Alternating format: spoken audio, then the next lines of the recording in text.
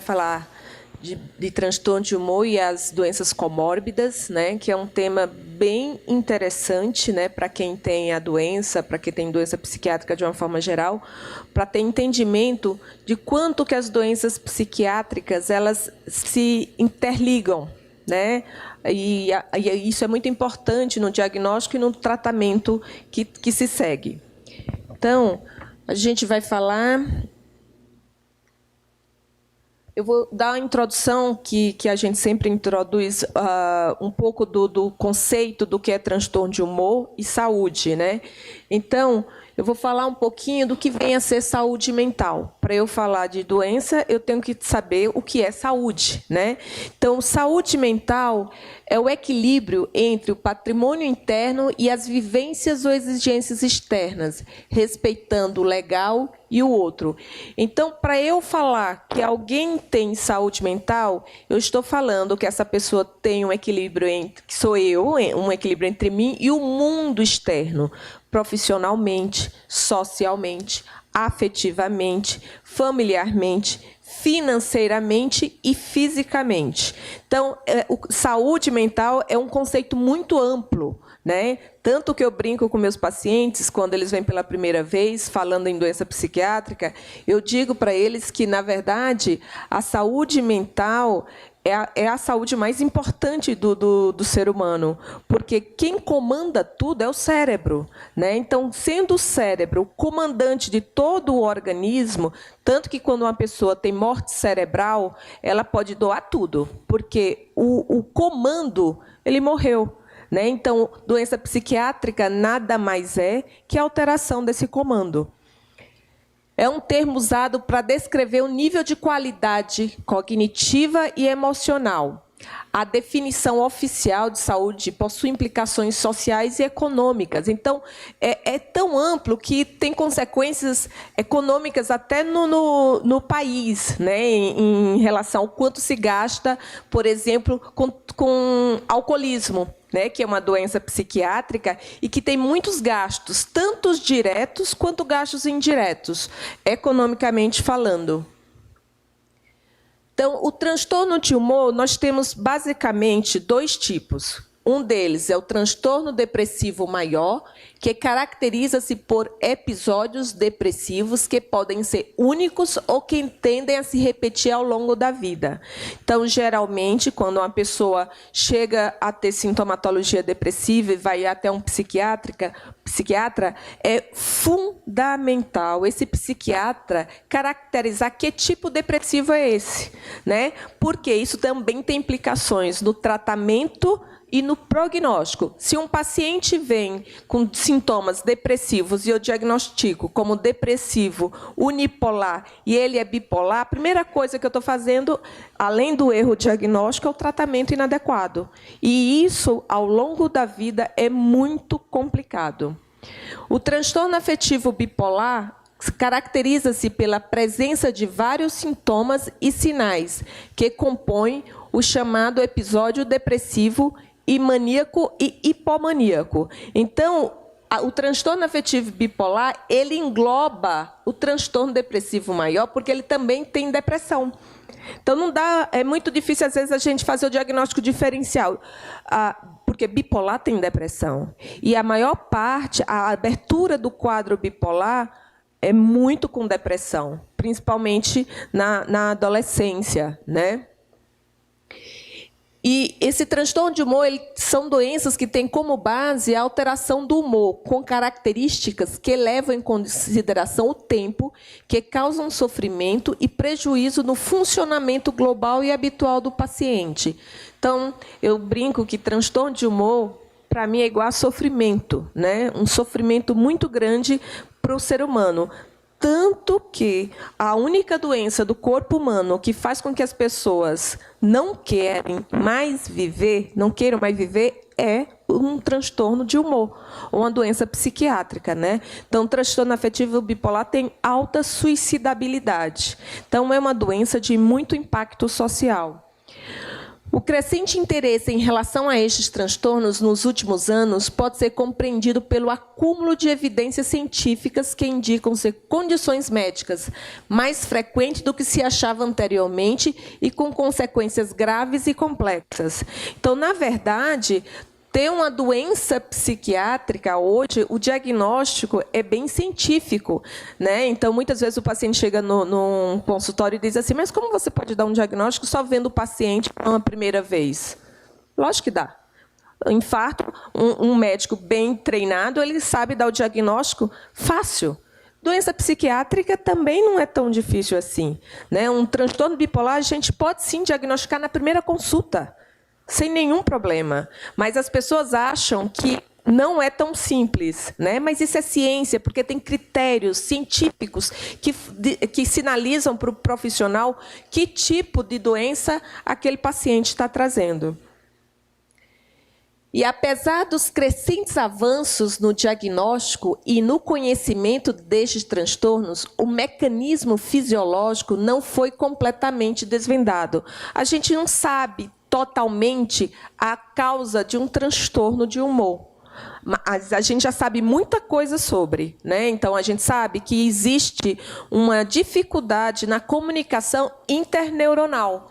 Então, os neurônios não têm uma boa comunicabilidade. Se esse neurônio não tem uma boa comunicabilidade, a expressão externa de que está tendo alguma coisa interna é o comportamento. Então, nós, na verdade, a doença psiquiátrica, a gente vai atrás de alteração comportamental. Se sabe até o momento é que tem uma predisposição pessoal determinada geneticamente, associada com fatores estressores, como condições de nascimento, uso de drogas, alterações no funcionamento celular. Então, às vezes, um paciente ele já tem um histórico familiar de uma doença, por exemplo, bipolar, e a gente sabe que um filho de um bipolar, a chance dele, se um dos pais apenas é doente, é 40%. Se os dois pais têm a doença, aumenta mais ainda a chance desse filho ter a mesma doença. Então, tem uma carga genética muito importante. Então, agora nós vamos falar do que vem a ser comorbidades. Então, comorbidades é a presença de 2 ou mais doenças no mesmo paciente. Então, o que iremos mostrar hoje? Quais são as doenças mais comuns comórbidas que vêm junto com o transtorno de humor? Então, a gente fala do transtorno de ansiedade, como o transtorno de ansiedade generalizada, o transtorno obsessivo-compulsivo, o transtorno de estresse pós-traumático, o transtorno de pânico e a fobia social. Todos esses fazem parte da síndrome ansiosa, né? Então, ansiedade, nós temos todos esses. O transtorno de personalidade, que nós vamos dar ênfase no transtorno de personalidade borderline. Nós temos os transtornos alimentares, como a bulimia e a anorexia. Nós temos doenças não psiquiátricas, que são as doenças clínicas, como, por exemplo, hipotiroidismo, hipertiroidismo, enxaqueca. Nós temos o transtorno de déficit de atenção e hiperatividade, o transtorno de conduta e o abuso ou dependências de drogas ou substâncias. Então, vamos começar a falar um pouco do transtorno de ansiedade, né? Que são aqueles que eu acabei de falar. Transtorno de ansiedade, fobias, que é um medo excessivo e irracional revelado pela presença ou antecipação da presença de um objeto ou situação. Então, por exemplo, uma pessoa que tem fobia de elevador, fobia de altura. Então, só em pensar, por exemplo, que precisa viajar de avião, antecipadamente já há um sofrimento do paciente em relação a isso. O transtorno obsessivo-compulsivo é caracterizado pela presença de pensamentos obsessivos e necessidade de realizar alguns rituais para suprimi-los, como lavar as mãos repetidamente, né?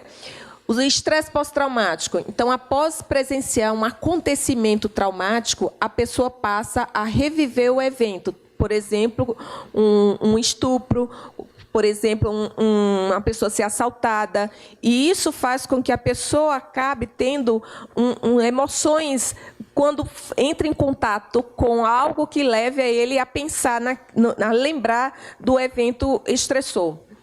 Ansiedade induzida por substâncias. O uso de determinadas substâncias que podem levar a um ou mais transtornos ansiosos. Os sintomas aparecem durante a intoxicação ou até um mês depois do uso de alguma substância.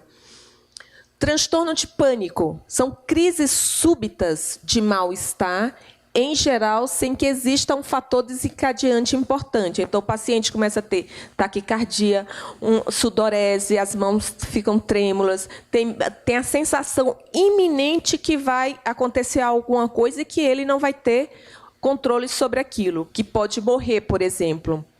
Agora, a fobia, a ansiedade que se sente em locais ou situações onde possa ser difícil ou embaraçoso escapar. Então, pessoas que, em meio de multidões, que ficam com a sensação de que vai perder o ar, que não tem como fugir daquele lugar, como tem dificuldade de acesso. Então, por exemplo, um paciente que vai no shopping, se estiver muito cheio, a primeira coisa que ele fica de olho é nas portas. Como que ele pode fazer para sair rapidamente daquele local. Fobia social é um medo persistente de situações em que a pessoa acredita que está exposto à avaliação dos outros ou de se comportar de maneira vergonhosa. Então, imagina uma pessoa que tem fobia social, está na faculdade e precisa dar aula, ou no colegial e precisa apresentar um trabalho. É um sofrimento muito grande, antes mesmo de chegar o dia de apresentar aquele trabalho. Transtorno de ansiedade generalizada. Quando a ansiedade flui ao longo das horas, dias e meses, há uma preocupação excessiva e incontrolável, geralmente associada à sintomatologia física, como tensão muscular, insônia e irritabilidade. E as fobias, de uma forma geral, como eu já tinha colocado. Então, o transtorno de ansiedade, as doenças que estão dentro desse transtorno são muito comuns com comorbidade com transtorno bipolar. Há uma elevada prevalência em transtorno bipolar. O transtorno de ansiedade é muito mais comum no bipolar do que, por exemplo, no transtorno depressivo. Então, 2 vezes mais, 2,38 versus 0,5 na depressão. Tem até 80% de chance de apresentar, ao longo da vida, um bipolar, um transtorno de ansiedade. É a comorbidade mais comum no transtorno afetivo bipolar. E o portador que tem os dois, transtorno bipolar e o transtorno de ansiedade, qual é a consequência? O paciente já vai ter uma maior gravidade clínica na própria doença de base. O transtorno de ansiedade pode levar o bipolar a ter um pior prognóstico, aumenta a taxa de suicídio e tem uma resposta atípica aos estabilizadores de humor. O transtorno bipolar, mais o transtorno de ansiedade, dificulta a remissão, tem mais tempo para remitir a doença e, normalmente, há uma necessidade de combinações medicamentosas. Então, você acaba tendo que dar mais medicação para o paciente. E há piora nos quadros de fobia social. Qual é a recomendação? Sempre, quando eu vou avaliar um paciente bipolar, por exemplo, e eu vejo que ele também tem uma comorbidade com transtorno de ansiedade, seja lá qual for, eu tenho que ter uma conduta de introduzir uma medicação que possa tratar primeiramente o transtorno bipolar. Por quê? Porque o paciente com transtorno bipolar, existe uma hierarquia diagnóstica. O que quer dizer isso? Entre as doenças psiquiátricas, a gente tem que ver qual que é mais hierárquica, que tem mais poder. O transtorno afetivo bipolar é hierarquicamente mais, está num nível maior do que, por exemplo, o transtorno de ansiedade generalizada. Então, eu tenho que pensar em tratar primeiro o transtorno afetivo bipolar. e depois que eu vou pensar no transtorno de ansiedade. Mas, quando eu escolho uma medicação, eu já escolho a medicação que eu possa tratar ao mesmo tempo as duas doenças. Porque tem medicação psiquiátrica, estabilizador de humor, que, por exemplo, pode piorar a ansiedade. E uns podem aliviar, melhorar a ansiedade. Então, a persistência de sintomas de toque, por exemplo, cronifica episódios depressivos e agrava o curso do bipolar. É um desafio você ter um paciente com transtorno bipolar e toque. Por quê? O toque geralmente melhora com o quê? Com antidepressivo. Né? Então, imagine eu pegar um paciente com transtorno afetivo bipolar e está em estado misto e tem como comorbidade o toque. Estado misto, eu não posso nem sonhar em dar um antidepressivo. Primeiro, eu tenho que estabilizar a doença bipolar. Mas o toque dificulta muito o tratamento. Por quê? Ele não melhora com estabilizador de humor. Ele vai melhorar com TCC, ele vai melhorar com transtorno, com um antidepressivo, mas eu não posso usar, por exemplo, o próprio antidepressivo num paciente com estado misto.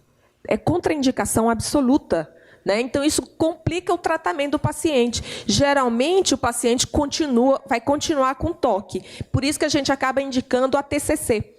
Né? Mais adequada a combinação, né? Com estabilizador de humor, a gente pode usar antidepressivo, mas depende da fase da doença. Se o paciente está em hipomania, jamais eu posso usar um antidepressivo. Se o paciente está em estado misto, eu também não posso usar um antidepressivo. Só se ele estiver numa fase depressiva, que eu também tenho que ter cuidado em que antidepressivo eu vou dar para esse paciente. Opa. Então, porque o antidepressivo tem que ser pesado pelo risco de virada maníaca no transtorno bipolar. Então, se o paciente está deprimido e eu dou um antidepressivo, eu sei que esse antidepressivo pode instabilizar a própria bipolaridade, a instabilidade do bipolar. E pode levar a hipomania ou mania. Estado misto, nem sonhar em dar. E o transtorno de pânico melhora com antidepressivos. De novo, a gente tem que ter cuidado com o uso desse antidepressivo. Né? Por isso que eu estou falando, é um challenge, é que a maioria das doenças do transtorno de ansiedade, eles são utilizados drogas antidepressivas. E quais outras drogas a gente pode pensar em utilizar quando o paciente tem uma doença, a bipolaridade, junto com o transtorno de ansiedade? A gente pode lançar mão, por exemplo, de um benzodiazepínico, se o paciente tem um pânico. Eu vou utilizar o alprazolam, eu posso utilizar o clonazepam, pelo menos por períodos curtos. Né? Eu posso utilizar, por exemplo, um inibidor seletivo de recaptação de serotonina, que, dentre os antidepressivos, é de melhor escolha para um paciente bipolar. Por quê? Porque ele tem menor chance de virada hipomaníaca ou maníaca. Valproato tem evidências de boa resposta em ciclagem rápida, porque esses pacientes com doenças bipolar, com comorbidade, eles têm mais de 4 ciclos por ano. Então, é uma doença muito ativa. Né? E quando eu vou escolher um estabilizador de humor, eu vou dar preferência, por exemplo, para o ácido valproico, em relação, por exemplo, ao lítio. O lítio é uma droga de padrão gold standard, padrão ouro para o bipolar. Mas se ele tem um transtorno de ansiedade, eu vou escolher o ácido valproico como primeiro estabilizador de humor. Gabapentina, que é um anticonvulsivante, ele também pode nos ajudar no tratamento dessa comorbidade, né? Que é um anticonvulsivante que tem uma boa ação ansiolítica, que é uma alternativa ao uso dos antidepressivos. Então, se eu tenho um paciente que chega... Eu estou lembrando aqui de um paciente meu. Ele estava em estado misto, ele tinha sintomas de pânico e ele ainda estava fazendo uso de álcool. Eu não posso pensar em dar antidepressivo para esse paciente, mas ele tinha pânico, ele não aguentava o pânico, porque pânico é algo muito ruim. Então, qual foi a droga que eu escolhi para ele? Além do ácido valproico, eu escolhi para ele o uso da gabapentina, que houve melhora do pânico dele. Nesses pacientes, de uma forma geral, a terapia cognitivo-comportamental ajuda bastante no transtorno de pânico, no toque. É muito importante que, já que a gente não pode utilizar antidepressivos com muita facilidade nesses pacientes, que a gente lance mão de uma TCC. E terapia dinâmica de uma forma geral.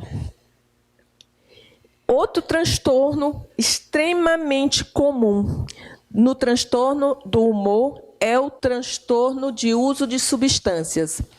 A frequência da comorbidade entre bipolar e o abuso de substâncias é altíssima.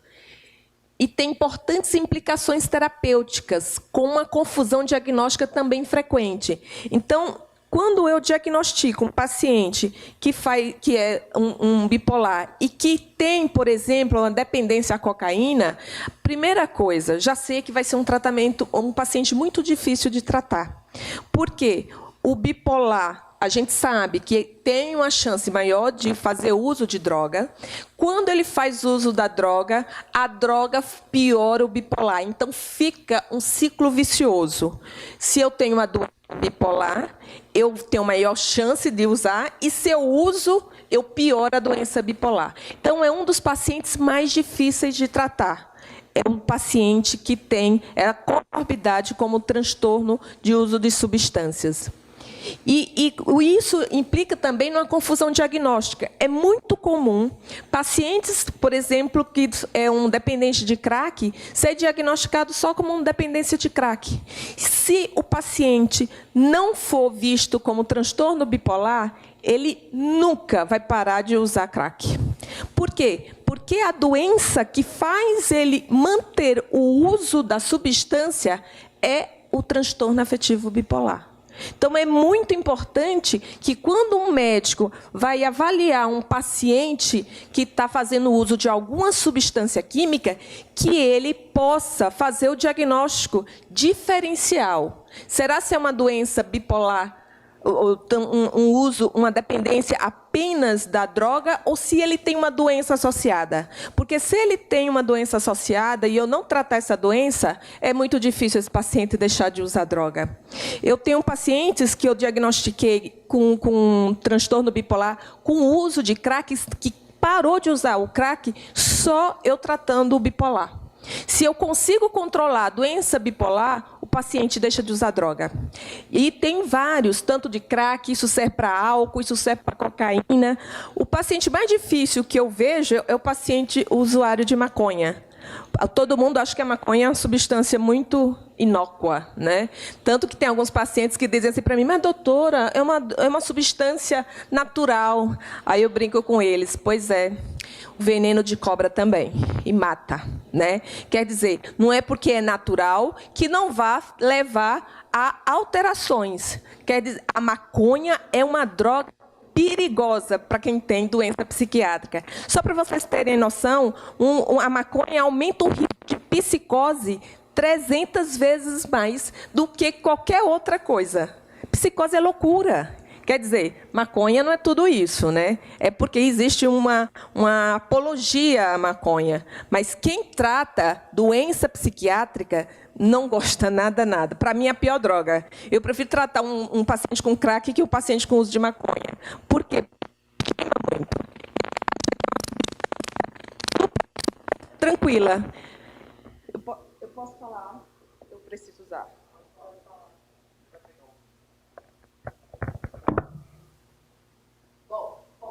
Eu acho que está para todo mundo escutar minha voz. Então, segundo o DSM-5, deve-se aguardar um período de 4 semanas depois de ser dado o uso de algum transtorno não se relaciona diretamente ao uso de substâncias. Então, quando chega o paciente para mim com o uso de crack, com sintomatologia, por exemplo, como hipertermia, eu tenho que esperar 4 semanas, mais ou menos, para retirada da droga, para ver transtorno afetivo bipolar, por exemplo.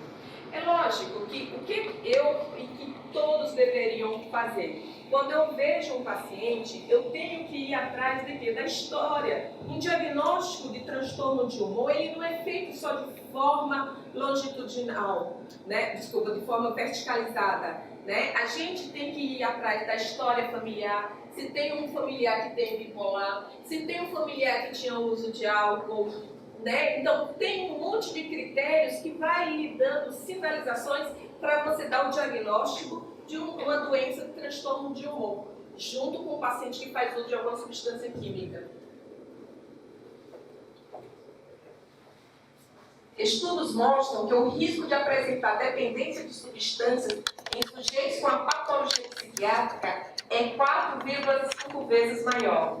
Então, é muito comum uma pessoa que tem doença psiquiátrica fazer uso de alguma substância química. 4,5 vezes mais chance do que a população geral que não tem doença psiquiátrica. Entre todos os transtornos do eixo 1, o bipolar associa-se a maior risco para desenvolver abuso ou dependência de qualquer substância química, em especial do álcool, com uma prevalência em torno de 60%. Gente, imagina!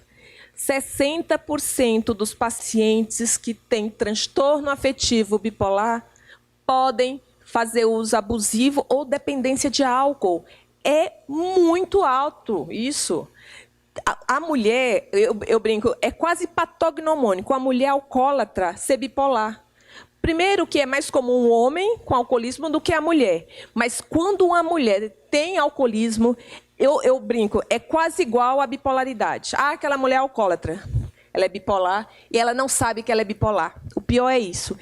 Mas quando vem um paciente ou uma paciente com alcoolismo e eu dou o diagnóstico de transtorno afetivo bipolar, principalmente as mulheres, elas param de beber. Elas param de beber. Olha como é importante o diagnóstico. Porque se eu trato a doença de base, o paciente melhora daquela comorbidade, que é o alcoolismo, que traz tantas consequências ruins, né? Sugere-se, quanto a tal coexistência, que por que uma pessoa, por exemplo, usa maconha, ou usa álcool, ou usa cocaína dentro de um transtorno de humor? Por exemplo, o paciente que tem sintomatologia depressiva, ele vai usar o álcool ou ele vai usar a cocaína? A tendência é ele ir atrás da cocaína. Por quê? Porque a cocaína levanta, estimula, ativa. Se esse paciente é ansioso, ele vai buscar o quê? Maconha.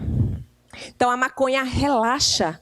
Quantos pacientes que eu peguei, usuários de maconha, que quando eu questiono, por que você usa maconha? Ah, doutora, porque me relaxa.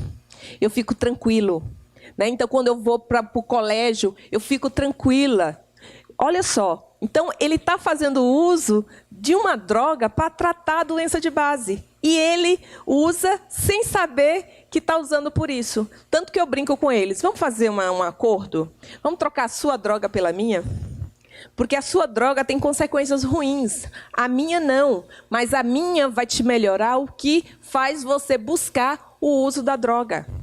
Porque muitos usam para aliviar o sintoma da doença, ou depressiva ou bipolar.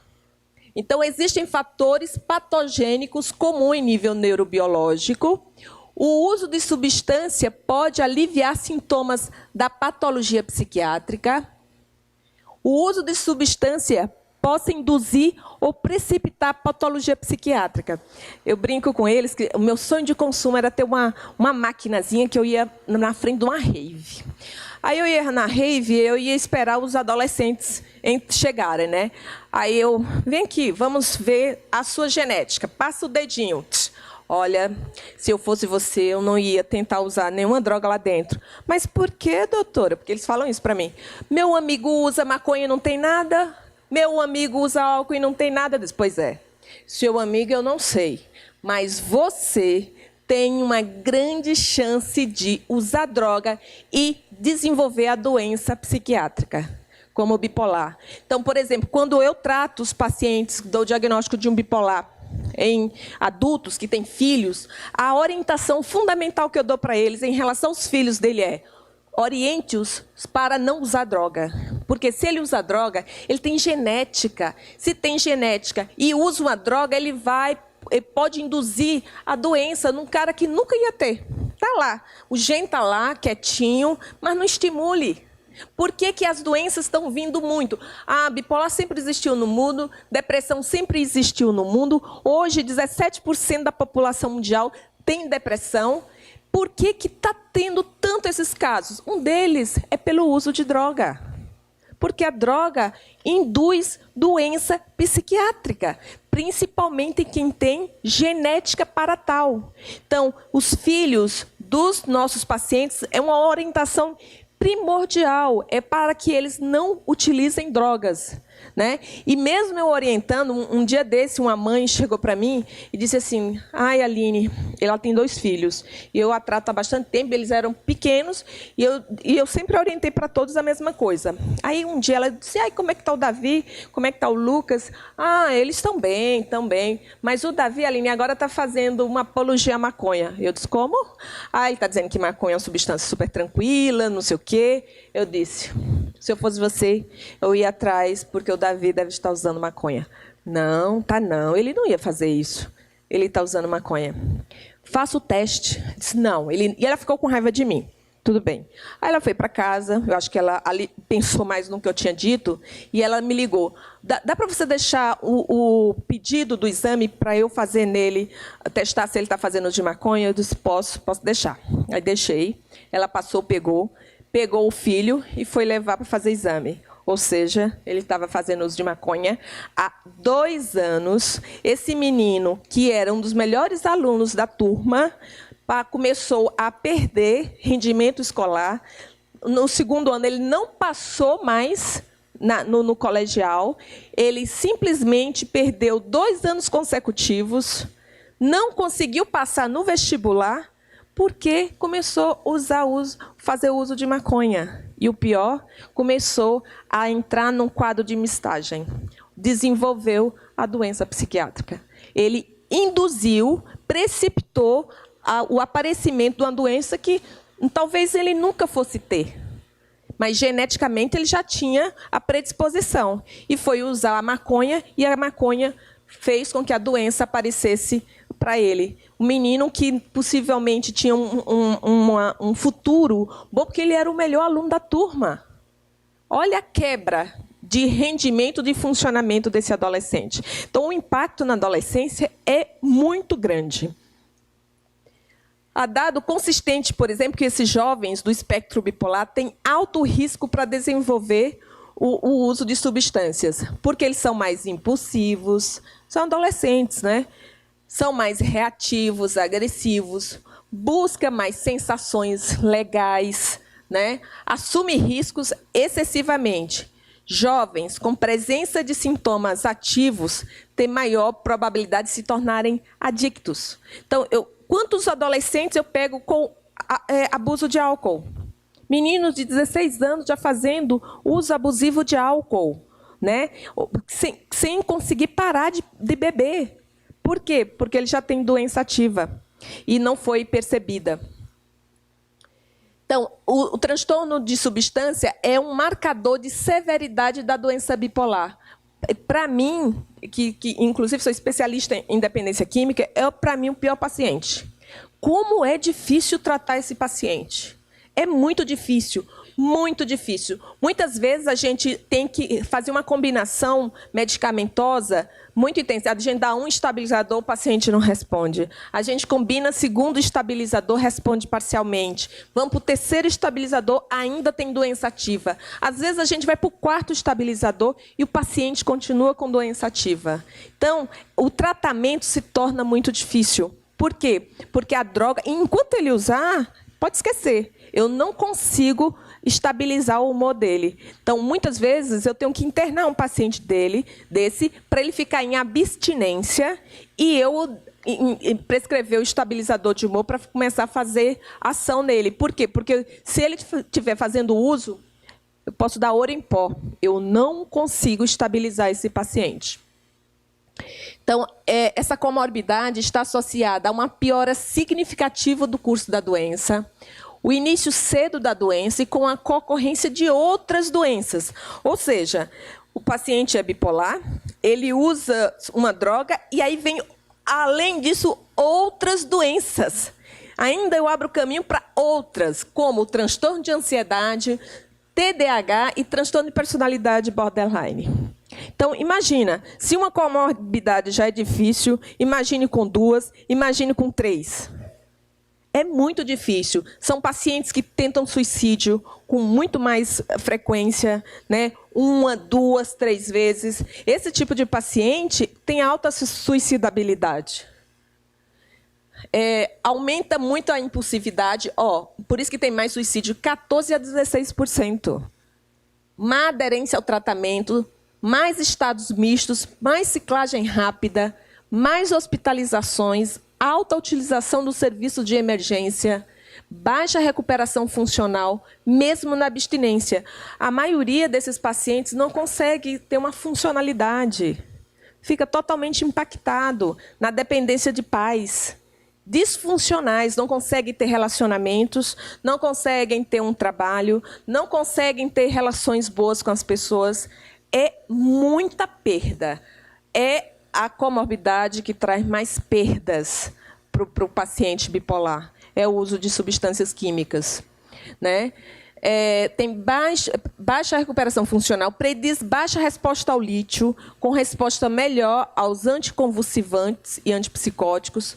Situam-se, entre muitos dos casos, refratários e mais difíceis de tratar.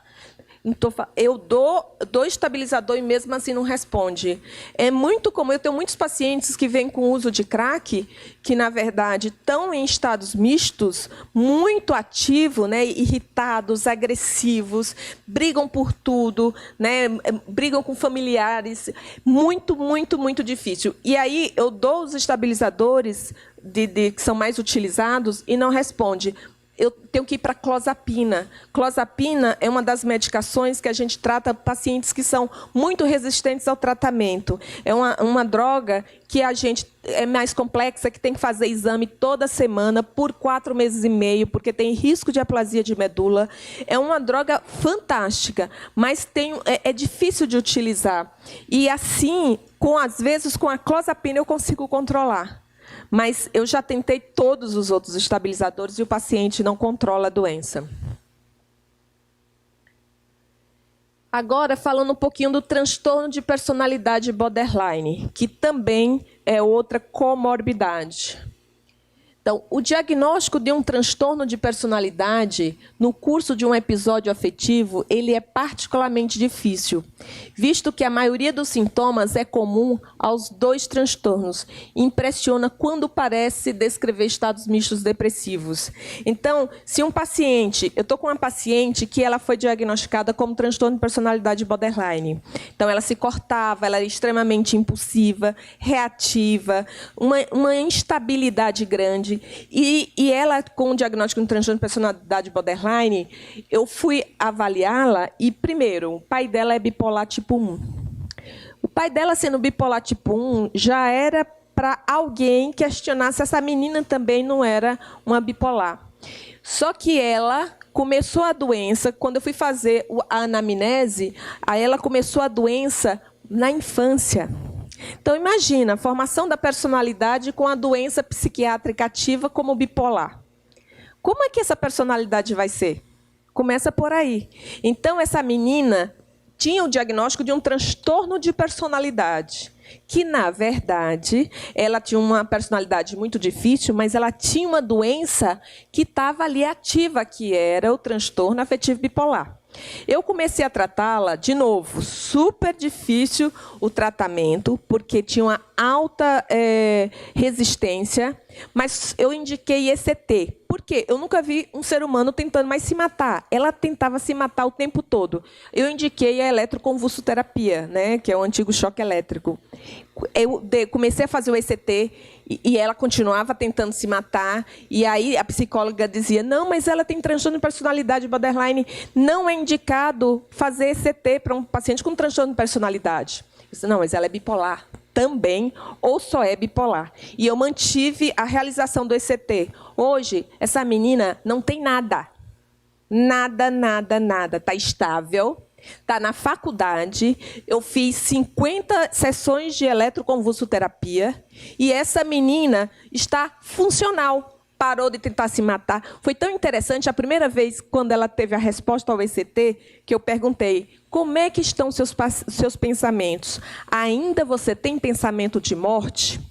Aí ela virou para mim e disse, pensamento de morte? Não, eu não tenho mais pensamento de morte. Eu disse, uau, que maravilha, né? Quer dizer, aqueles pensamentos intrusivos, ela não parava de pensar em se matar. Quando eu comecei a fazer o ECT, sumiu. E sumiu a ativação mental, sumiu a impulsividade, sumiu. Quem tinha um transtorno de personalidade borderline, de repente, não tinha nada. Ou seja, ela é apenas uma paciente com transtorno afetivo bipolar, que começou cedo, que não foi diagnosticado no tempo certo, a doença foi se agravando porque não teve tratamento, a doença cronifica e fica resistente. Mas quando eu fiz o ECT, e fiz pela gravidade do risco de suicídio iminente que ela tinha, porque ela tinha tentado literalmente várias vezes, ficou em UTIs várias vezes, que não morreu, mas quando fez o ECT sumiu. Ou seja, é muito importante a gente sempre pensar se tem uma comorbidade por trás de alguma dessas doenças psiquiátricas. A maior dificuldade é a distinção em transtorno de personalidade borderline e bipolares tipo 2. Porque, na verdade, um bipolar tipo 1, a doença é muito visível. Qualquer um pode dizer que um paciente que está em mania, aquele paciente está estranho. Vocês podem não saber dizer o que é que o paciente tem. Mas as pessoas dizem, essa pessoa é estranha, ela tá diferente, ela está isso, está aquilo. Então, a pessoa leiga não sabe dizer o que tem, mas sabe, entende e percebe que aquela pessoa tem alguma coisa diferente. Mas um bipolar tipo 2 é muito difícil até para psiquiatra. Um paciente, ele demora a ser diagnosticado com bipolar, em média, 13 anos. Ele passa, em média, em 7 psiquiatras até ser diagnosticado como bipolar e começar a fazer o uso adequado dos medicamentos. Por quê? Porque se confunde muito com o jeito de ser, como uma coisa comportamental, como uma personalidade. Né? E, na verdade, aí a doença já está ativa. E não é só um jeito de ser. E quando o paciente tem características de muita irritabilidade, impulsividade, reatividade, também se confunde com transtorno de personalidade borderline, principalmente o bipolar tipo 2, que é muito sutil a expressão da doença em relação, por exemplo, ao bipolar tipo 1. Né? Mas, quando a gente vê um paciente com transtorno de sintomas, né, de um bipolar ou de um transtorno de personalidade, a gente tem que ir atrás da história familiar, como foi o caso dessa menina. O pai era bipolar tipo 1. Se eu sei que bipolar é uma doença de alta herdabilidade, eu tenho que ter na minha mente que aquela menina pode ter herdado o gene do pai, por exemplo. Né? E que, se está ativo, pode ter uma expressão diferente da doença, até mesmo porque começou cedo. Quando começa cedo, a doença ela se cronifica e vai alterando a forma de ser da pessoa, porque a doença está ativa no período que ela está formando a personalidade dela. A presença de determinada característica de personalidade ou sintomas afetivos agudos e residuais crônicos não implica o diagnóstico de um transtorno de personalidade, assim como a presença de labilidade afetiva de humor na ausência de outros sintomas não garante também tratar-se de bipolar.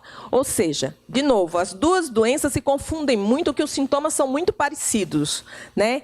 Mas uma das coisas que faz a distinção entre um ou outro é o curso da doença. Então, se eu tenho um paciente que tem um quadro, por exemplo, depressivo, ansioso, e que eu começo a tratar, e que ele melhora, fica com ausência de sintomas, esse paciente, na verdade, tem um transtorno de humor. Se essa doença ela é persistente, os sintomas são persistentes, apesar do uso de alguma substância, eu posso dizer que esse paciente, na verdade, tem um transtorno de personalidade. certo? Então, o curso da doença vai fazer com que o profissional possa distinguir um transtorno de outro transtorno. Então, é necessária a observação longitudinal do paciente para auxiliar no estabelecimento de um diagnóstico diferencial, que não deve ser feito em caso de superposição sintomatológica no corte transversal.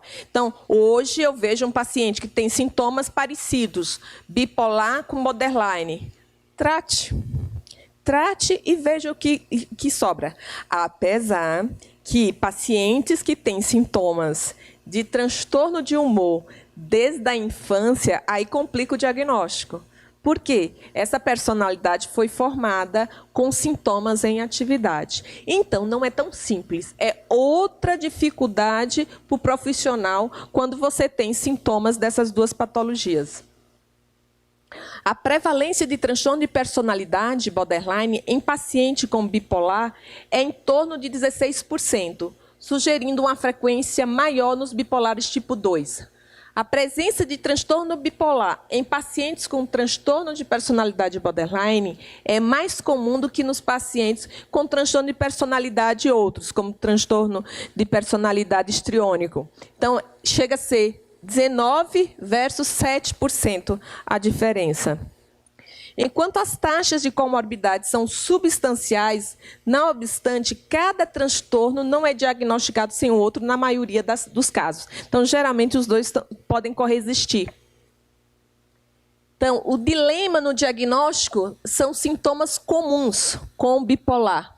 A instabilidade e o padrão de intensidade nos relacionamentos podem fazer parte das duas doenças. A impulsividade em gastos, sexo, comer compulsivo, também pode estar nas duas patologias. Oscilação do humor frequente, instabilidade afetiva, ameaça ou gestos suicidas, irritabilidade recorrente, sentimentos crônicos de vazio, raiva inadequada ou dificuldade para controle dessa raiva, o humor do tipo imprevisível, são características que podem estar tanto no transtorno afetivo bipolar como no transtorno de personalidade borderline. O transtorno bipolar sempre foi considerado, e o transtorno de personalidade borderline sempre foi considerado entidades distintas. Mas o fator básico dessa distinção sempre pode estar correlacionado com o curso, aquilo que eu falei, se é episódico, que é o caso do bipolar, ou se é uma presença estável de sintomas, que é o transtorno de personalidade borderline. Mais recentemente, o transtorno de personalidade borderline poderia fazer parte de um espectro de bipolar, segundo alguns pesquisadores. Eu comungo totalmente com essa ideia. Para mim, tá, gente? Apesar que hoje já tem pesquisadores que falam sobre isso cientificamente. Para mim, um transtorno de personalidade borderline nada mais é que um paciente que começou a doença bipolar na infância, não foi diagnosticado, a doença se cronificou e alterou a personalidade porque foi o período de formação dessa personalidade. Se essa personalidade está sendo formada com doença ativa, ele está aprendendo um jeito de ser. Né? Tanto que eu brinco com os pacientes quando eles vêm até mim. Quando é a primeira consulta, eu disse, olha, eu não te conheço, mas eu duvido que você saiba quem você é. Você só sabe quem você é se a doença estiver estável. Por quê? Se a doença estiver instável, você vai ter uma apresentação baseada nos sintomas da doença. E isso, para quem trata, é perceptível. Né? Tanto eu lembrei agora de outra paciente, que ela é médica, e ela veio, ela falava alto, era logorreica, era uma mulher muito dinâmica, ela tinha compulsão sexual, e ela chegou para mim porque ela começou a usar droga. Né? E aí eu dei o diagnóstico, eu disse, a mãe dela era bipolar, eu disse, você tem um transtorno afetivo bipolar tipo 2. Ela disse, eu bipolar? Sim. Vamos tratar a bipolaridade, para a gente ver como é que você fica com a história das drogas. Aí eu brinquei com ela, disse, e vou te dizer uma coisa, eu acho que você é uma mulher tímida. Ela disse, eu tímida? uma pessoa super dinâmica, falante. Não, eu não sou tímida. Eu disse, eu não sei porquê, mas eu acho que você não é isso. Eu acho que você é tímida. Bom, aí eu comecei o tratamento e toda vez que ela ia nos primeiras consultas, eu escutava do consultório a voz dela. E numa consulta, eu não sabia quem era quem eram os pacientes que eu ia atender, porque geralmente quando eu chego no consultório eu vejo eu vou atender naquele dia. E eu não vi. E eu não escutei nada. Quando eu abri a porta e vi que era ela, eu disse, você está hoje aqui? Porque eu fiquei surpresa. Porque eu não escutei a voz dela. E ela veio toda quietinha. Eu disse, como tu está diferente hoje? Né? Você está passando por alguma coisa? Não, estou bem, estou bem. Estou bem e tímida. Aí eu disse, eu acho que você tinha razão. Eu não sou aquela mulher que eu pensava que fosse. Impressionante, de uma mulher extremamente compulsiva sexualmente, ela passou a ser quase uma celibatária, entendeu? Assim, quieta, tranquila. Eu digo, meu Deus do céu, o que a gente poderia fazer nesse mundo? Porque quantas pessoas que têm um jeito que parece ser o jeito de ser, e a pessoa só tem um jeito de estar. Ela não é aquilo, ela está aquilo. É um estado, não é algo permanente. E quem trata de bipolar vê isso com muita frequência. Ontem mesmo, uma menina que está fazendo eletroconvulsoterapia, que também, por conta de resistência de doença, aí foi o pai, a mãe e a irmã. Aí a irmã falou assim, doutora Aline, a fulana é outra pessoa. Aí eu disse, por quê? Ela não briga mais com ninguém. E ela não briga com a mamãe. Inclusive, são as melhores amigas agora. Porque quando ela chegou, ela saía de casa o tempo todo. Por quê? Porque era briga o tempo todo com a mãe. Agora são as melhores amigas. Ela está serena, ela está tranquila. Por quê? Porque o humor está estável. Ela não é aquela pessoa irritadiça, briguenta, que mostrava ser, porque ali era doença. Porque uma das características da bipolaridade é a irritabilidade, é a agressividade, é uma pessoa muito incisiva nos seus posicionamentos, inflexível, tipo Donald Trump.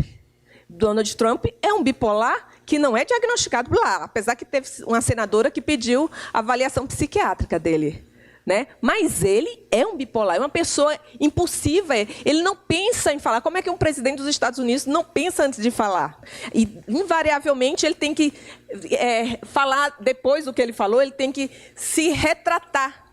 Por quê? Porque alguém deve ter dito para ele, cara, você não pode falar isso. Mas ele, com a impulsividade que ele tem, ele fala sem pensar. Então, diferentes respostas clínicas com o uso do estabilizador de humor. Então, pouco ou nenhuma no transtorno de personalidade borderline e adequada em bipolar. Então, por exemplo, aquilo que eu falei, essa menina que com tentativas várias de suicídio, ela não respondeu a remédio. Mas o que eu poderia fazer? Ela estava com risco de suicídio. Eu disse, vai ser ECT. Vou fazer eletroconvulsoterapia. E ela melhorou, porque o ECT ainda é, gente, o tratamento mais efetivo dentro do transtorno de humor. É o melhor de todos. Eu amo eletroconvulsoterapia. É porque existe o quê? Preconceito. Preconceito, mas é o melhor tratamento que tem. Né? E é um procedimento hoje médico como é uma endoscopia. A pessoa vai lá, é sedada para ela não ver nada. O procedimento não demora 15 segundos e pronto. Mas o peso que tem a eletroconvulsoterapia socialmente é incrível. Quando eu vou indicar uma eletroconvulsoterapia, eu digo, ai meu Deus, é hoje. Aí eu tenho que falar, o gato subiu no telhado, né? Porque eu já sei que muitos vão abrir os olhos, vão ficar, como doutora? Como se eu estivesse dizendo a coisa mais esdrúxula, né? Eu digo, aí lá vai, eu tenho que explicar, olha, o cérebro, ele tem uma organização química e física. E é verdade.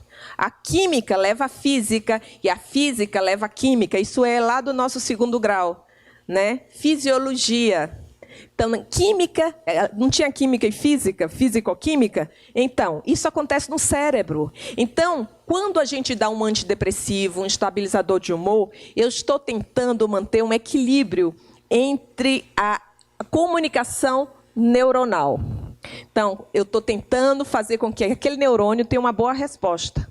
Quando eu dou um ECT ou uma estimulação magnética, eu estou fazendo a mesma coisa. Eu estou estimulando aquele neurônio a produzir neurotransmissores do mesmo jeito que um remédio. Só que o ECT é muito mais eficaz que a medicação. Né? Ah, se eu pudesse fazer CT na maioria das pessoas, porque quebra a resistência de doença. Não é que só trata aquela fase aguda. Um paciente grave, é interessante, gente, que hoje eu faço muito ECT. Meus pacientes que são bipolares, que eram bipolares graves, gravíssimos, que eu fiz ECT, hoje a doença parece que nem tem. A doença é totalmente controlada. Por quê? Ele quebra a resistência. É como se ele refizesse a doença. Leva o paciente, eu brinco, vamos restartar esse cérebro. Né? Vamos restartar, começar de novo. E começa de novo. Né? Então, meus pacientes mais graves, eu tenho um paciente que ele veio essa semana, ele é um juiz. Eu fiz nele ECT. Ele está sem estabilizar a doença há 5 anos. Ele não tem depressão, ele não tem hipomania há 5 anos. Lógico, ele toma lítio, ele toma Aristab, ele toma também o Divalproato, ele toma 3 estabilizadores. Mas há 5 anos ele não tem depressão e há 5 anos ele não tem hipomania. Esse cara tentou se matar várias vezes. Eu deixei ele fora do trabalho dele durante 2 anos, porque ele não conseguia trabalhar. Depois que eu fiz o ECT, o cara não tem oscilação do humor. O que é bipolar? É uma doença que oscila o humor. Isso não é o conceito? E como muda tanto? Porque eu fiz ECT. E como ele, eu tenho vários. Então, nos últimos anos, especialistas têm sugerido que o bipolar faz parte ou que o transtorno de personalidade borderline faz parte do espectro bipolar.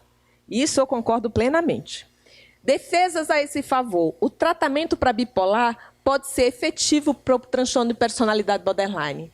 As duas patologias apresentam uma fenomenologia estreitamente interligadas. Fenomenologia é a apresentação. Então, o comportamento de um bipolar é parecidíssimo, é quase igual ao comportamento de um transtorno de personalidade borderline. Os sintomas são iguais. Iguais. Estudos de neuroimagem mostram algumas áreas sobrepostas. Ambas têm antecedentes familiares com altas taxas de transtorno de humor. Pacientes considerados portadores de transtorno de borderline pioram de fato com o uso de antidepressivos e melhoram com o uso de estabilizadores. Tanto que um paciente com transtorno borderline utiliza anticonvulsivante, carbamazepina, divalproato, antipsicótico. E que medicação é essa? Estabilizador de humor. Então, ele vai melhorar com estabilizador de humor e é transtorno de personalidade borderline? Se os sintomas são iguais? Se muitos deles têm familiares que já têm bipolar? Gente, é só juntar as peças. Né? O diagnóstico está ali. Essa comorbidade faz o bipolar ter um pior prognóstico. Via de regra, são mais difíceis de tratar. Por quê? Porque eu estou falando de transtorno de personalidade, significa cronicidade. Por isso que eu falei, se é um bipolar na infância, a personalidade está sendo formada. Então, é difícil. Por isso que essa menina só melhorou com ECT. E eu tenho várias outras, né, que é impressionante. A melhora deles, eles se tornam funcionais. Funcionais, porque geralmente são pacientes que ficam tentando se matar o tempo todo e, de repente, aquele para de tentar se matar e ainda é funcional, termina uma faculdade, vai trabalhar. Né? Então, isso nós temos que ter em mente. Fazer uso do regime medicamentoso mais complexos, por quê? Pela cronicidade. Né? Maior probabilidade de uso de álcool e outras substâncias, baixas taxas de emprego, apresentam uma quantidade bem maior de sintomatologia e mais intensidade, com baixa taxa de recuperação funcional, que é isso que eu estou dizendo. Quer dizer, um transtorno de personalidade é disfuncional. Será que é um transtorno de personalidade? Essa é a primeira pergunta. Né? Pensar sempre em bipolar.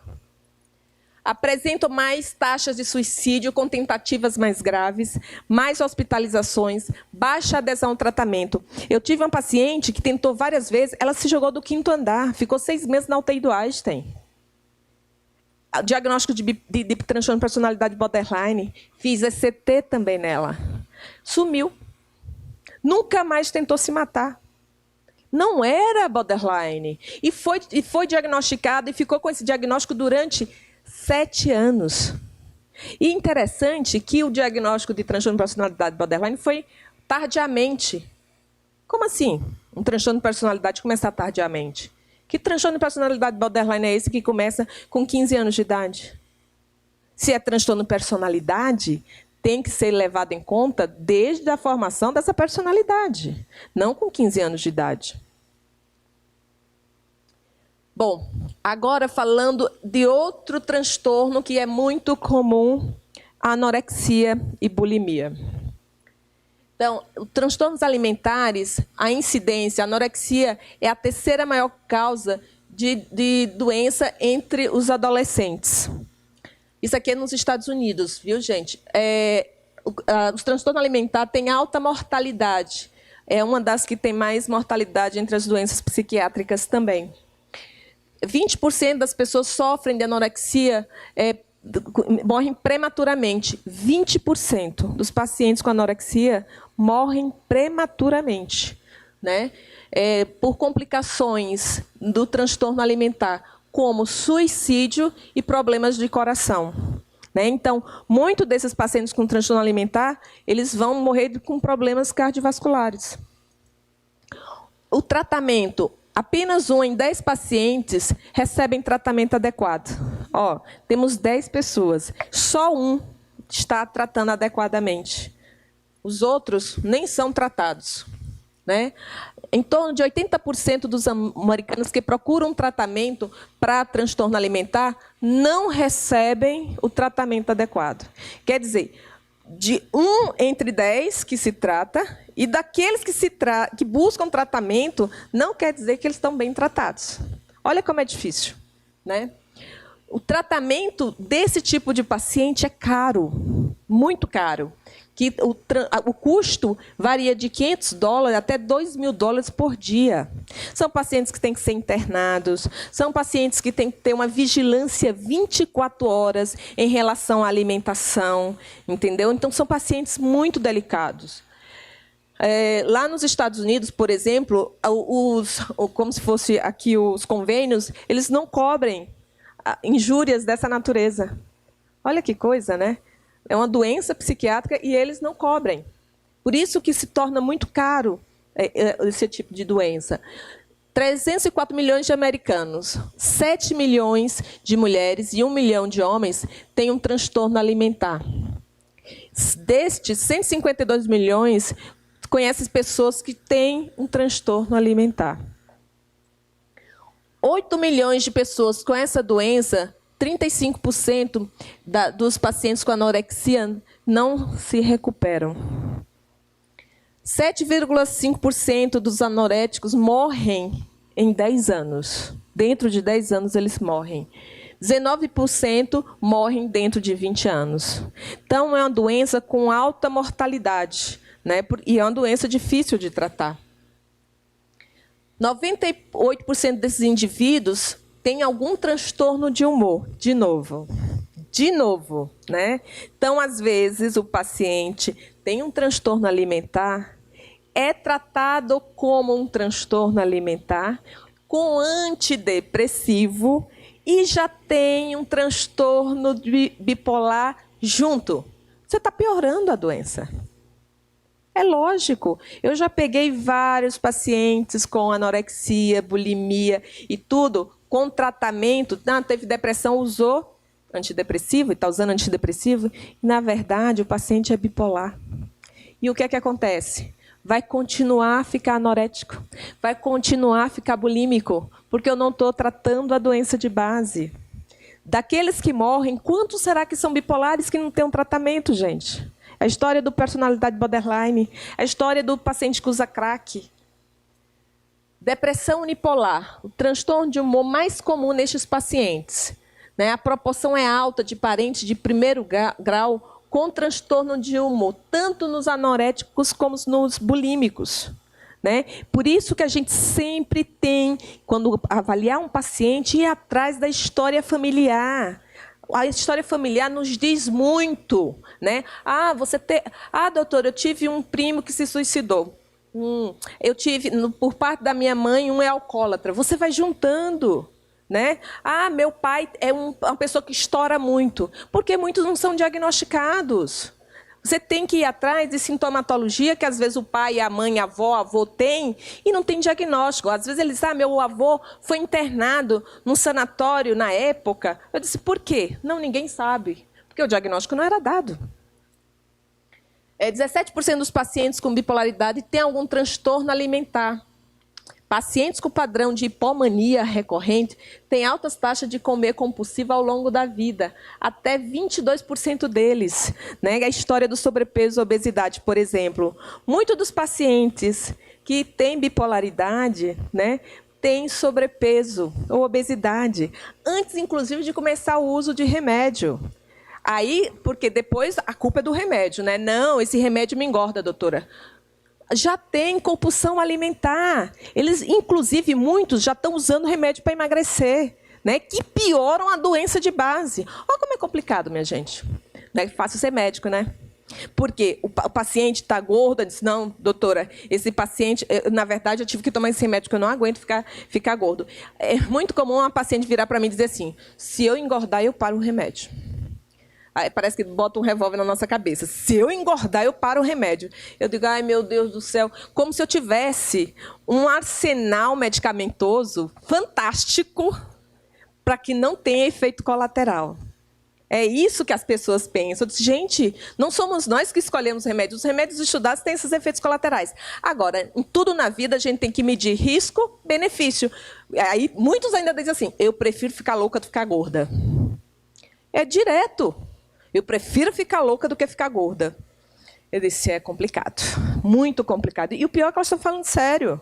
Lógico, tem medicamentos que têm menor risco de engordar do que outros. Mas, às vezes, aquela paciente precisa daquele remédio que pode engordar. Só que é o seguinte, gente, é super interessante isso. Quando o paciente... Eu faço uma combinação com uma amiga minha que é endócrina, eu até brinco com ela, eu disse, faz o teu milagre que eu vou fazer o meu. O meu é estabilizar, e o teu, pelo amor de Deus, emagrece essa criatura. Né? Porque, senão, ela não vai tomar medicação. E emagrece. Eu até brinco com ela, o teu milagre é depois do meu. Porque o meu é só estabilizar. Porque, enquanto eu não controlar a compulsão alimentar, eu não vou emagrecer. Só se for a base de medicação mesmo. Relação é bem estabelecida, né, dessas duas patologias. E as doenças não psiquiátricas? Quais são as doenças não psiquiátricas? São aquelas doenças clínicas, né? Então, bipolar e transtorno depressivo abrem portas para doenças clínicas, tão quanto as doenças outras psiquiátricas. Quais são as doenças clínicas muito comuns no transtorno de humor? Enxaqueca. Quantos pacientes eu pego quando eu vou fazer a avaliação? Diz, doutora Aline, eu tenho enxaqueca desde a infância. Eu digo, tem bipolar desde a infância e não foi tratado. E eu começo a tratar com estabilizador de humor. Surpresa, a enxaqueca some.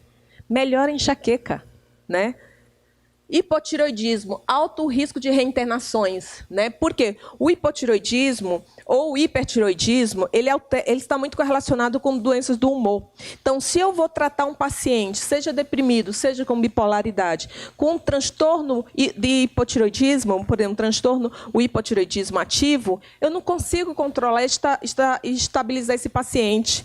Eu primeiro tenho que também tratar o hipotireoidismo dele. Tanto que, quando a gente vai tratar um paciente, a gente pede uma série de exames para ver se tem TSH aumentado, para ver se tem TSH baixo, para ver se tem alterações de vitamina B12, vitamina D. Por quê? Tudo isso pode ter vamos dizer assim, uma certa consequência no transtorno do humor. Obesidade e sobrepeso, né? Olha, 60% quase dos pacientes, acho que é 60% a 68% dos pacientes bipolares têm sobrepeso. É altíssimo, gente. 60% em média tem sobrepeso antes de tratar a doença, tá? Porque a gente sabe que as medicações podem engordar, mas a doença engorda. A doença engorda, dá síndrome metabólica, que é o quê? Que aumenta a circunferência abdominal, que pode estar com triglicérides aumentado, pode estar com a glicemia alterada. Isso já sendo a doença bipolar. Isso não é... Eu estou falando não como consequência de remédio, estou falando como consequência da doença de base. Hipertensão arterial, aumento do risco cardiovascular. Em fevereiro desse ano, na Associação Americana de Cardiologia, o transtorno afetivo bipolar entrou como fator de risco de infarto agudo do miocárdio. Então, bipolar não é uma doença simples, não. Ela mata não só por suicídio, ela mata por infarto. Infartando.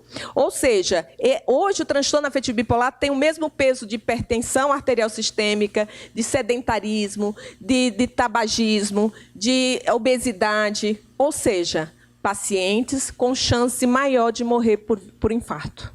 Né? O risco aumentado também para doenças virais. Hoje, outra coisa que a gente sabe é que o transtorno de humor é uma doença inflamatória. Sendo uma doença inflamatória, pode trazer outras doenças inflamatórias ou alteração da imunidade. Né? Eu peguei uma senhora essa semana que ela estava internada porque ela teve um herpes zoster aqui na cabeça. E que dói muito os médicos. E ela teve, esse ano, acho que 5 infecções. Herpes zoster, pneumonia, pielonefrite, celulite, tudo isso. E aí, mandaram ela para mim porque acharam que ela estava meio deprimida. Né? E já essa senhora, por exemplo, ela já usava antidepressivo, fluoxetina, há 10 anos. Sendo que a fluoxetina, no primeiro momento, deve ter melhorado ela, tanto que ela se manteve com o uso. Mas o que foi que aconteceu com o uso da fluoxetina? Por que ela está tendo um monte de infecção? Porque ela começou a ter mistagem, começou a mistar. E a imunidade dela cai aí. Tanto que está com muitas infecções de repetição. Ela tem 68 anos, numa dessa, ela morre. Por quê? Porque a imunidade dela está baixa. Ela ficou na UTI agora. Né? E um idoso na UTI, em hospital, a gente pode pegar infecções ainda hospitalar e pode morrer. Então, transtorno afetivo bipolar não é uma doença tão simples novamente. TDAH e transtorno de conduta. Né? E esses 2 transtornos são muito comuns em quê? Para ser diagnosticado na infância. Né? Então, são essas doenças a gente vê como diagnóstico inicial em crianças e adolescentes.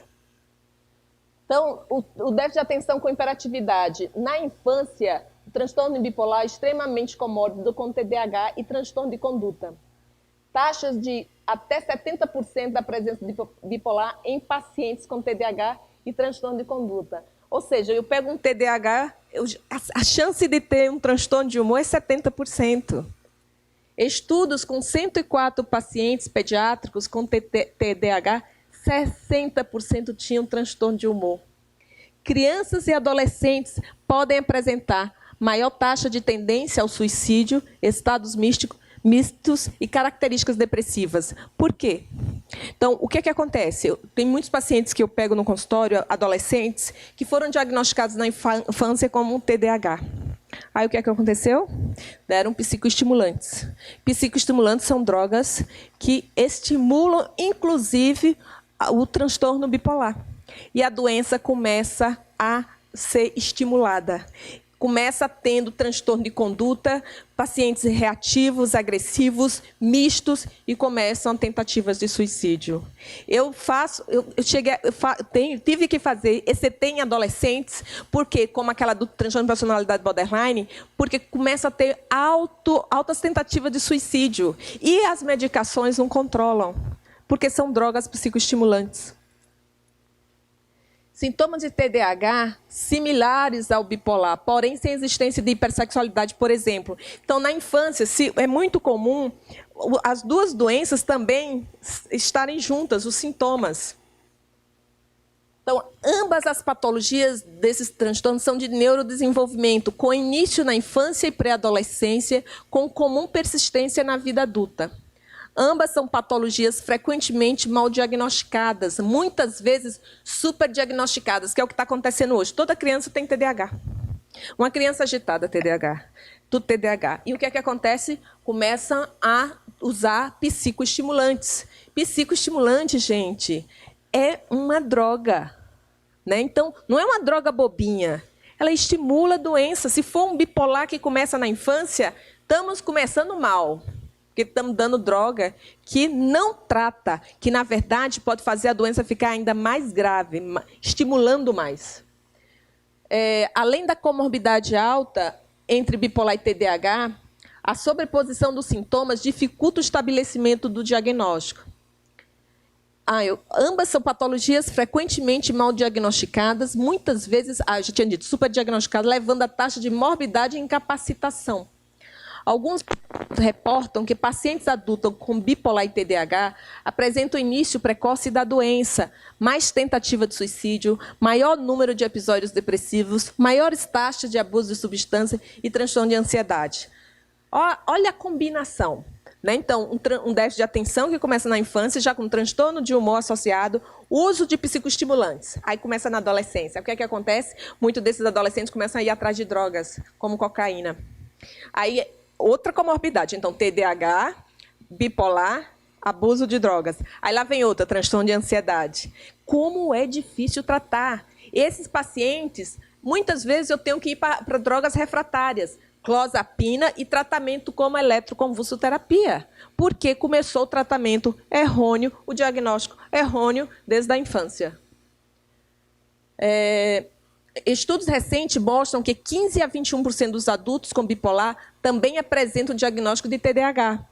Estudos clínicos em crianças e adolescentes mostraram que até 61% dos pacientes bipolares também apresentam o diagnóstico de TDAH. Então, tem sintomas das duas patologias, né? É muito comum ter um bipolar com déficit de atenção, né? Muito comum.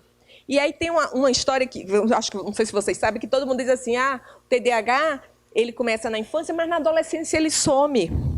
Então, não tem na adolescência. Aí a pergunta é, será que essa doença é essa mesma? Será se ela começa na infância de um jeito, com o amadurecimento neurológico, a doença começa a se expressar de forma diferente? Não seria esse o diagnóstico? Não seria, talvez, uma outra doença com expressão diferente, em fases diferentes da vida? É outro questionamento que a gente tem que fazer. Pacientes com bipolar e TDAH apresentam um perfil de normalidade na espessura cortical muito semelhante àquele encontrado em sujeitos que apresentam apenas transtorno bipolar ou TDAH sem comorbidade. Então, aqui eu falo um pouco dos sintomas da desatenção, da hiperatividade no pré-escolar, no escolar, na adolescência e na vida adulta. Então, na verdade, a doença, ao longo da vida, né, ela vai se apresentando de forma diferente. Né? Por exemplo, a desatenção na idade pré-escolar, a criança troca de brinquedos rapidamente, não completa atividades. Quando chega na adolescência, qual vai ser o impacto? Menor persistência em tarefas acadêmicas, sem atenção aos detalhes. Então, começa a ter comprometimento no rendimento escolar. Né? Então, as doenças elas têm impacto na infância, com a criança que começa a tumultuar o ambiente. Na adolescência, não consegue, com a concentração boa, estudar direito, vai ter mau rendimento escolar e por aí vai.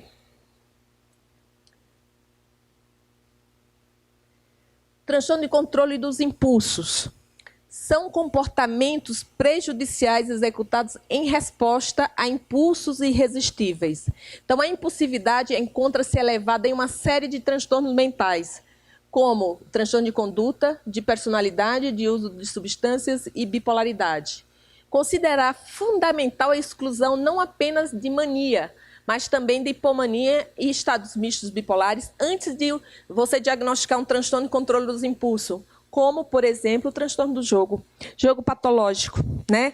Quantos pacientes, de novo, têm o diagnóstico de transtorno de jogo patológico, a gente trata como transtorno bipolar e para de jogar? Né? Então, não é uma entidade, é um impulso, a dificuldade de resistir a esse impulso. E quando a gente trata, melhoram a doença, como também a cleptomania.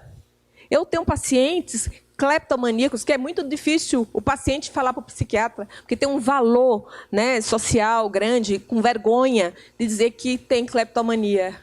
Aqueles que conseguem dizer, quando a gente trata a doença de base, some. Não tem a cleptomania. Porque o transtorno do impulso, na verdade, está sendo uma característica da doença de base, como bipolaridade. Então, transtorno do jogo, transtorno explosivo intermitente, piromania, cleptomania, transtorno de controle dos impulsos não especificados. Então, e qual é a importância disso tudo, gente? Eu coloquei como um diagnóstico diferencial, porque a maior importância de quando a gente vê um paciente é saber fazer o diagnóstico diferencial dele. Se ele é realmente um bipolar, se ele só tem um transtorno de uso de substâncias, se ele tem um TDAH, se ele, na verdade, ele tem um transtorno de conduta. Por quê? Porque se eu dou o diagnóstico errado, é lógico, eu vou tratar errado. O diagnóstico ele é fundamental. Porque se um paciente vai num pronto-socorro, está com dor na boca do estômago, como muitos falam. Ah, doutora, eu estou com dor na boca do estômago. E eu der um diagnóstico de gastrite e esse paciente estiver infartando, ele vai morrer. Porque eu fiz o diagnóstico errado. E eu tratei errado.